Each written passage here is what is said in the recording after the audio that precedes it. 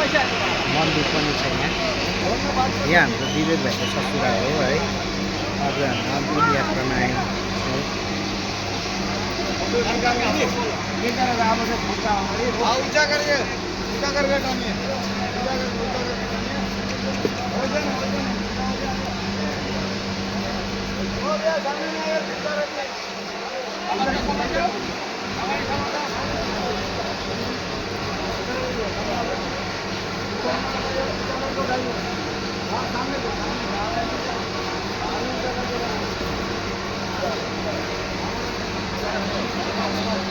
मंदिर के सामने रहिए।